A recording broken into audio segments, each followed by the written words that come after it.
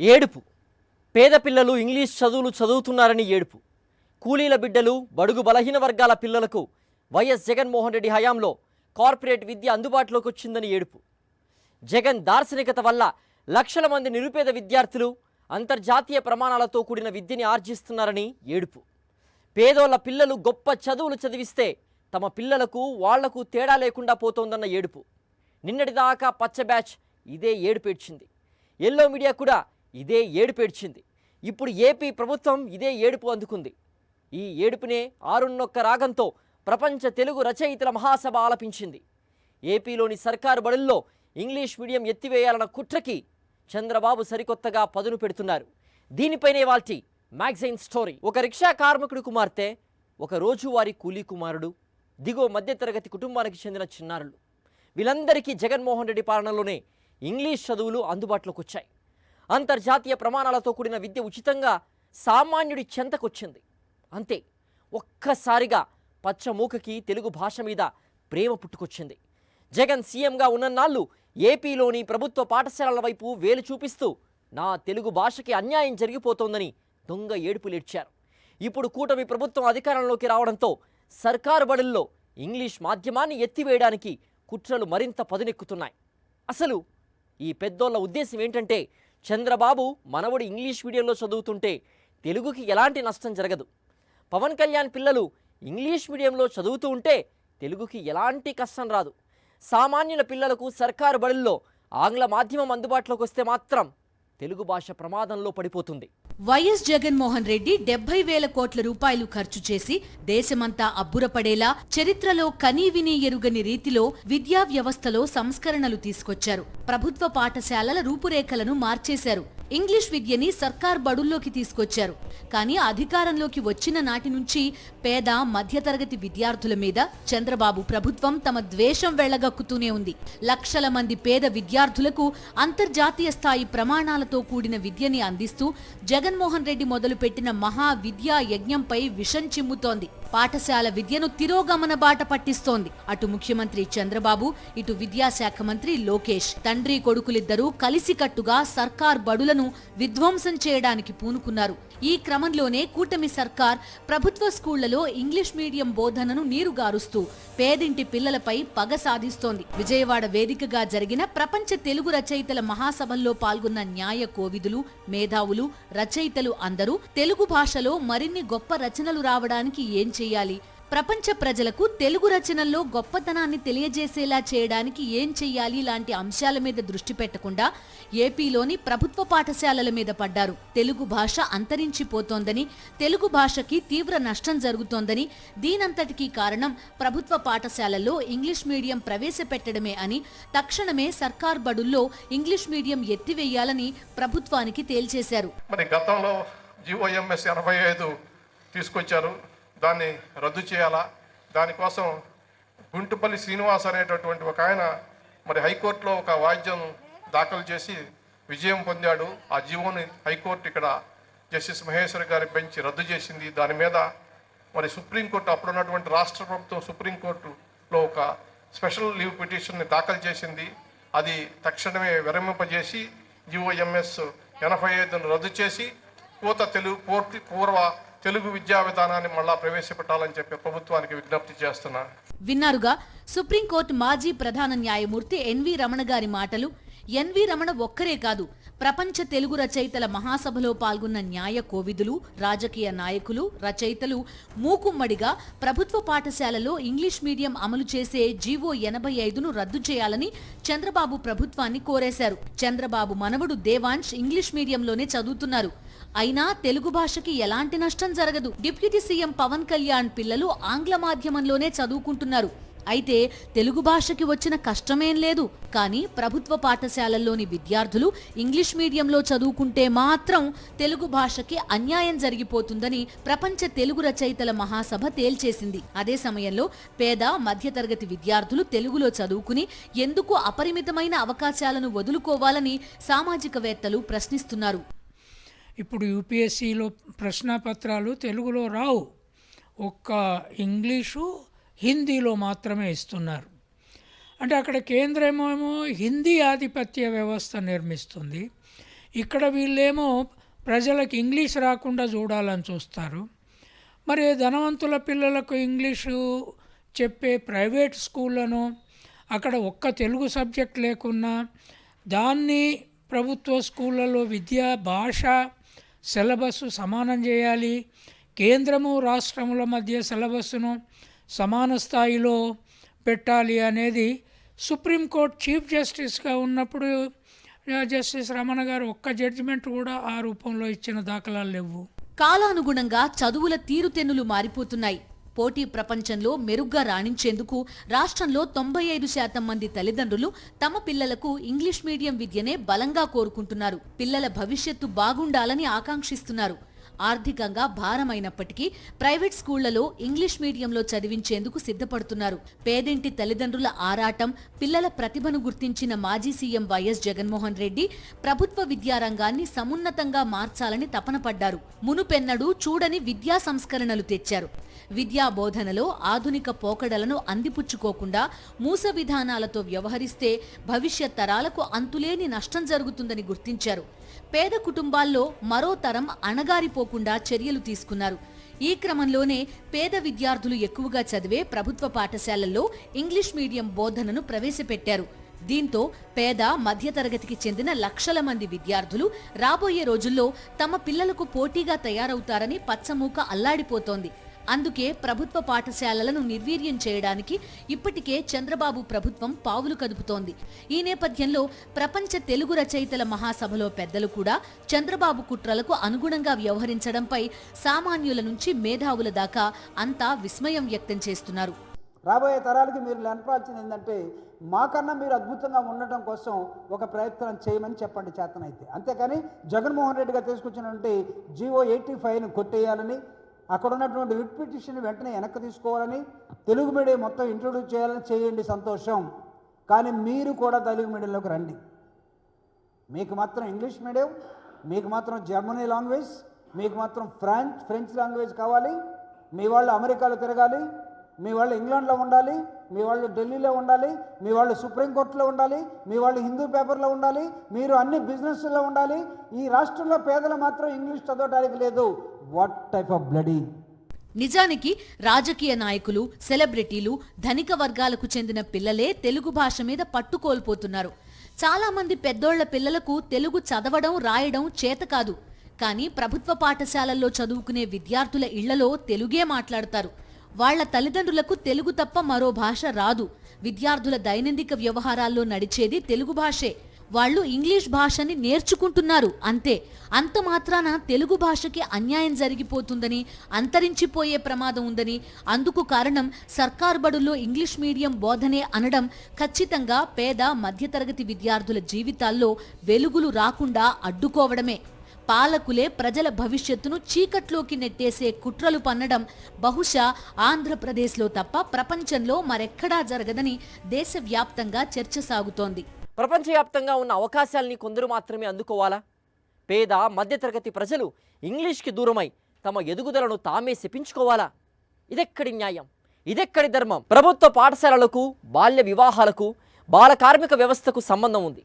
Private స్కూల్స్లో చదివించే స్తోమత లేక, టాయిలెట్స్ లాంటి కనీస సౌకర్యాలు లేని ప్రభుత్వ పాఠశాలలకు యుక్త వయసు వచ్చిన ఆడపిల్లల్ని పంపించలేక వారిని చదువు మాన్పించేవారు. ఇంట్లో ఖాళీగా ఉన్న అమ్మాయిని చూస్తూ ఒక అయ్య చేతిలో పెడితే భారం దిగిపోతుందని చిన్న వయసులోనే పెళ్లి చేసేవాళ్ళు. అదే అబ్బాయిల విషయంలో అయితే సర్కారీ చదువులతో ఏం ఒరుగుతుందిలే, పనికి పంపితే 4 డబ్బులు వస్తాయి కదా అని పనికి పంపించేస్తూ ఉండేవారు.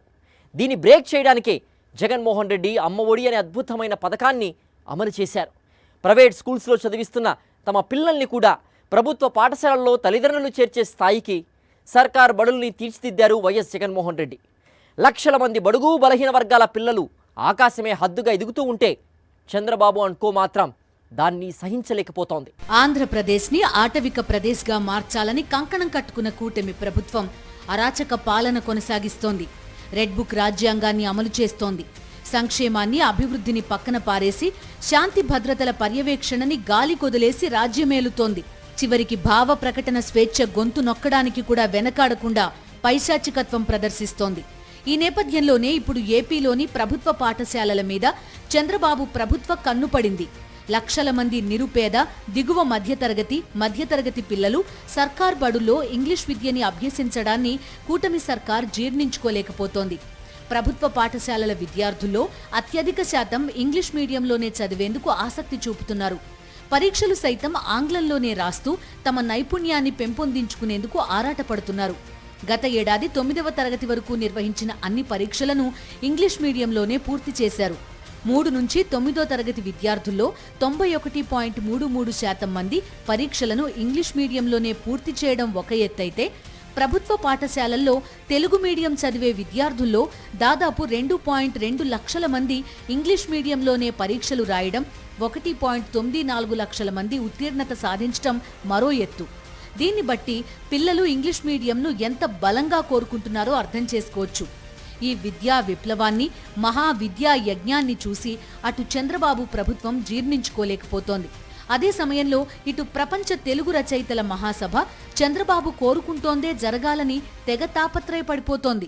ఆంగ్ల మాధ్యం జీవోను రద్దు చేయాలి.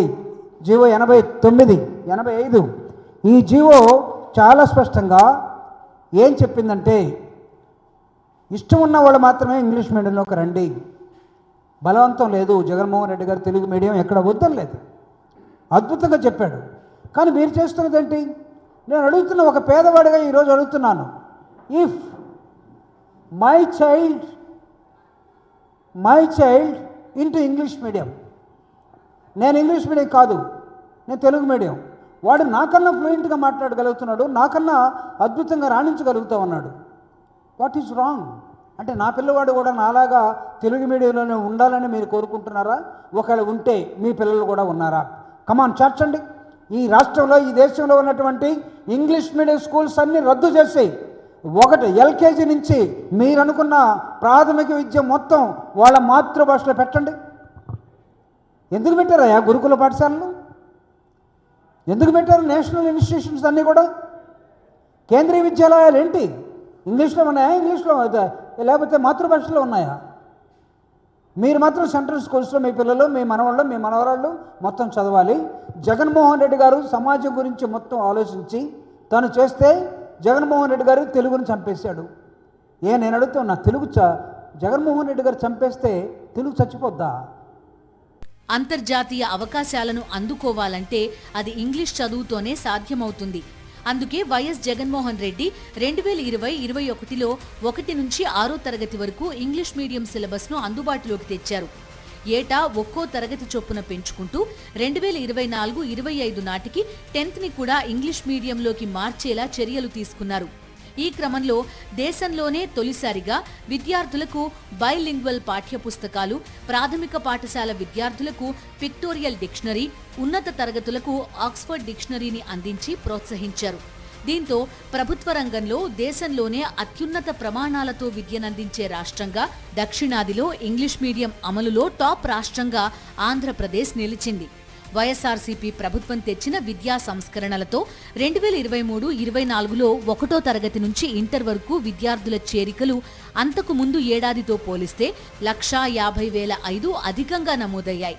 గత విద్యా సంవత్సరం ప్రభుత్వ పాఠశాలల్లో దాదాపు 43 లక్షల మంది విద్యార్థులుండగా, వారిలో 38.5 లక్షల మంది ఇంగ్లీష్ మీడియంలోనే పరీక్షలు రాశారు. 2023-24 10వ తరగతి ఫలితాల్లో ప్రభుత్వ పాఠశాలల విద్యార్థులు టాప్ మార్కులు సాధించి ప్రైవేట్, కార్పొరేట్ స్కూళ్లకు సవాల్ విసిరారు. ఇంగ్లీష్ మీడియంలో పరీక్షలు రాసి 590కి పైగా మార్కులు సొంతం చేసుకున్నారు. గతేడాది 10వ తరగతి పరీక్ష ఫలితాలకు సంబంధించి టాప్ 28 మంది విద్యార్థుల్లో 26 మంది ప్రభుత్వ స్కూళ్లలో చదివి బైలింగ్వల్ పాఠ్యపుస్తకాల సాయంతో ఇంగ్లీష్ మీడియంలో పరీక్షలు రాసి 590 నుంచి 594 వరకు మార్కులు సాధించడం గమనార్హం. నేషనల్ అచీవ్మెంట్ సర్వే 2023లో ఇంగ్లీష్ మీడియం అమలులో ఆంధ్రప్రదేశ్ దక్షిణాది రాష్ట్రాల్లో టాప్లో నిలిచింది. ఈ మేరకు దేశవ్యాప్తంగా వివిధ రాష్ట్రాల్లో ప్రభుత్వ, ప్రైవేట్ స్కూళ్లలో ఇంగ్లీష్ మీడియం అమలు తీరుపై కేంద్ర ప్రభుత్వం సర్వే నిర్వహించింది. ఇంగ్లీష్ మీడియంలో చదువుతున్న 3, 6, 9 తరగతుల విద్యార్థులను పరీక్షించి సర్వే చేపట్టారు. సర్వేలో జాతీయ సగటు 37.03% ఉండగా, ఆంధ్రప్రదేశ్లో 84.11% నమోదు కావడం గమనార్హం. కేరళ, కర్ణాటక, తమిళనాడు కంటే ఏపీ మెరుగైన స్థానంలో నిలిచింది. జగన్మోహన్ రెడ్డి విద్యా వ్యవస్థలో తీసుకొచ్చిన సంస్కరణలు ఇంత అద్భుతమైన ఫలితాలు ఇస్తున్న నేపథ్యంలో ఆ సంస్కరణలు కంటిన్యూ చేయాల్సింది పోయి పేదలు ఇంగ్లీష్ మీడియం చదువులు చదవడాన్ని జీర్ణించుకోలేక విషం కక్కుతోంది చంద్రబాబు ప్రభుత్వం. పేద మధ్యతరగతి పిల్లలు అంతర్జాతీయ ప్రమాణాలతో కూడిన ఇంగ్లీష్ చదువుల్ని ఉచితంగా చదువుకుంటే చంద్రబాబు అండ్ కోకి వచ్చిన నష్టమేంటి? లక్షలాది మంది విద్యార్థులు అద్భుతంగా విద్యాయజ్ఞం చేస్తుంటే చంద్రబాబు అండ్ కో ఎందుకు భయపెడుతున్నారు? మురికివాడల పిల్లలు తమ పిల్లలతో సమానంగా కార్పొరేట్ చదువుల్ని ఉచితంగా అందుకోవడాన్ని చూసి ఏపీ పాలకులు తట్టుకోలేకపోతున్నారు. అలానే ప్రైవేట్ స్కూల్స్లో పిల్లల్ని చదివిస్తున్న తల్లిదండ్రులు కూడా ప్రభుత్వ పాఠశాలల వైపు చూస్తే చైనా స్కూల్స్ కాలేజీలకు గడ్డు కాలం వస్తుంది. పచ్చ బ్యాచ్ ప్రధాన వ్యాపారాల్లో విద్య కూడా ఒకటి. అలానే చైనా స్కూల్స్ కాలేజీల నుంచి వచ్చే ఫండ్స్ ఆగిపోతాయి. అందుకే ప్రభుత్వ పాఠశాలల్ని నిర్వీర్యం చేయడానికి ఇప్పటికే చకచకా పన్నాగాలు పన్నుతూ వచ్చింది చంద్రబాబు ప్రభుత్వం. ఇప్పుడు ఏకంగా ఇంగ్లీష్ మీడియం చదువుల మీదే పాపిస్టి కళ్ళు పడ్డాయి. ప్రపంచ తెలుగు రచయితల మహాసభ పేరుతో సర్కార్ బడుల్లో ఇంగ్లీష్ మీడియం చదువులపై విషం కక్కినా దీని వెనుక ఉన్నది మాత్రం చంద్రబాబు అండ్ కోనే అని పరిశీలకులు తేల్చి చెబుతున్నారు. ప్రభుత్వ పాఠశాలల్లో ఇంగ్లీష్ మీడియం బోధనని ఎత్తివేయడానికి డిసైడ్ అయిన చంద్రబాబు ప్రభుత్వం ఒక పథకం ప్రకారం ఈ అంశం మీద ప్రజల ఆలోచనలను ప్రభావితం చేయడానికి కుట్రలు పన్నుతోందని, అందులో ఒక భాగమే ఈ మహాసభల తీర్మానం అని పరిశీలకులు తేల్చి చెబుతున్నారు. సమ్మర్ వెకేషన్స్ కి విదేశాల నుంచి కొంతమంది ఎన్ఆర్ఐలు ఇక్కడికి వస్తుంటారు ఏట.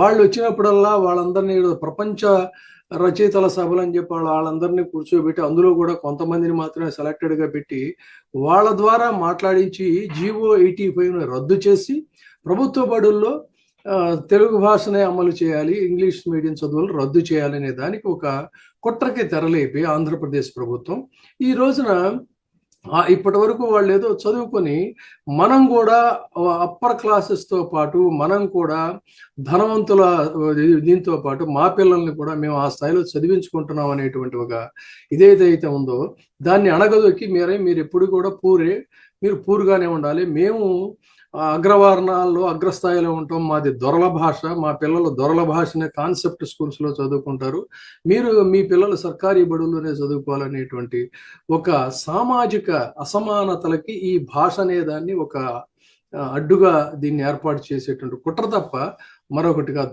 నిరుపేద మధ్యతరగతి పిల్లలకు ప్రభుత్వ పాఠశాలల్లో అంతర్జాతీయ ప్రమాణాలతో కూడిన విద్యని అందించడాన్ని తొలి నుంచి చంద్రబాబు, పవన్ కళ్యాణ్ తీవ్రంగా వ్యతిరేకిస్తూ వచ్చారు. తమ పిల్లలు ధనవంతుల పిల్లలు మాత్రమే ఇంగ్లీష్ చదువులు చదువుకోవాలన్న తమ ఆకాంక్షని దాచుకోవడానికి కూడా వాళ్లేమీ వెనకాడలేదు. ఇంగ్లీష్ మీడియంలో చదువుకుంటే పిల్లలు మొద్దబ్బాయిలుగా తయారవుతారని గతంలోనే సెలవిచ్చిన గొప్ప విజనరీ చంద్రబాబు. ఇప్పుడు నేను చెప్పేది ఏంటంటే మీకు నాడు నేడు అన్నాడు, నేను ఇంగ్లీష్ నేర్పిస్తా అన్నాడు. ఇంగ్లీష్ అని కొండ నాలుగు మందేస్తే ఉండ నాలుగు పోయింది, ఇప్పుడు అదే పోయింది. దీనివల్ల ఏమవుతుంది, రేపు మన పిల్లలంతా కూడా మొద్దబ్బాయిలుగా తయారవుతారు. విన్నారుగా, ఇలాంటి భావజాలం ఉన్న నాయకుడు ముఖ్యమంత్రి అయితే ఏమవుతుంది? ఇప్పుడు ఏపీలో అదే మొదలైంది. గత వైఎస్ఆర్సీపీ ప్రభుత్వం 5 ఏళ్ల పాలనలో ప్రభుత్వ బడులను అద్భుతంగా తీర్చిదిద్ది తల్లిదండ్రుల్లోనూ విద్యార్థుల్లోనూ వాటిపై పెంచిన నమ్మకాన్ని చంద్రబాబు ప్రభుత్వం నిర్వీర్యం చేయడమే పనిగా పెట్టుకుంది. ఇందులో భాగంగానే రాష్ట్ర వ్యాప్తంగా గత విద్యా సంవత్సరంలో వైఎస్ జగన్ సర్కార్ 1000 ప్రభుత్వోన్నత పాఠశాలల్లో CBSE బోధనను అమల్లోకి తెస్తే చంద్రబాబు సర్కార్ దాన్ని రద్దు చేసేసింది.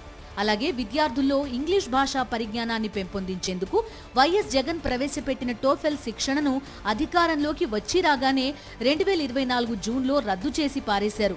ఇప్పుడు కొత్తగా ప్రభుత్వ బడుల్లోని విద్యార్థులు CBSE ప్రమాణాలను అందుకోలేకపోతున్నారని చెబుతూ 1000 ప్రభుత్వ పాఠశాలల్లో అమల్లోకి తెచ్చిన CBSE బోధనను రద్దు చేశారు.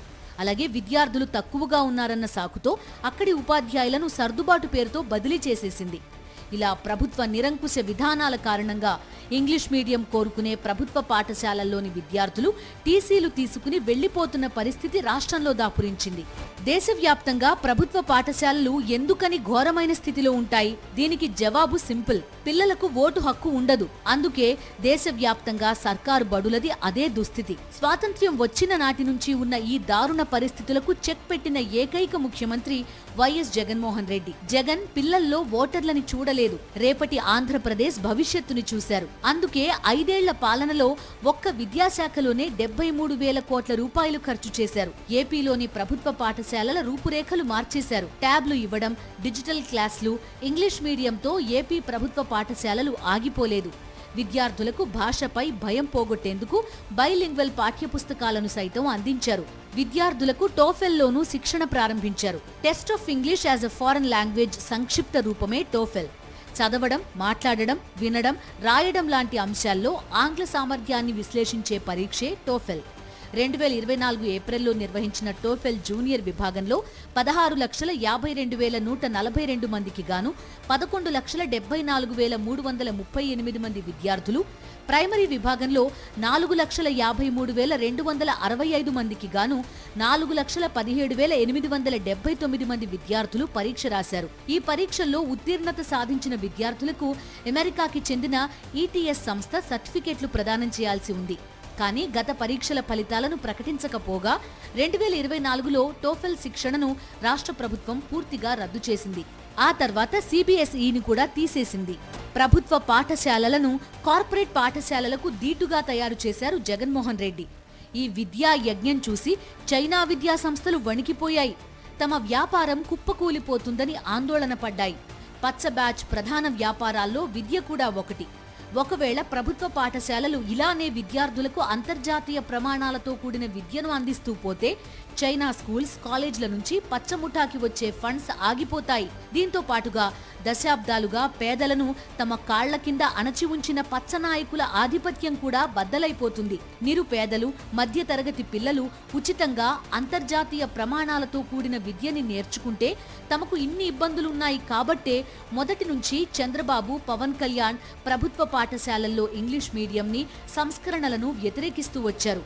ఇప్పుడు అధికారంలోకి రాగానే టోఫెల్, IB, CBSE ఇలా అన్నింటినీ సర్కార్ బడుల్లో లేకుండా చేసేశారు. ఇప్పుడు ఇంగ్లీష్ మీడియంను సైతం రద్దు చేసే దిశగా తమ కుట్రలకు పదును పెడుతోంది చంద్రబాబు ప్రభుత్వం. ఇది వాల్టి మ్యాగజైన్ స్టోరీ. మరో ఇంట్రెస్టింగ్ టాపిక్తో మళ్ళీ కలుద్దాం. అంతవరకు స్టే ట్యూన్ టు సాక్షి.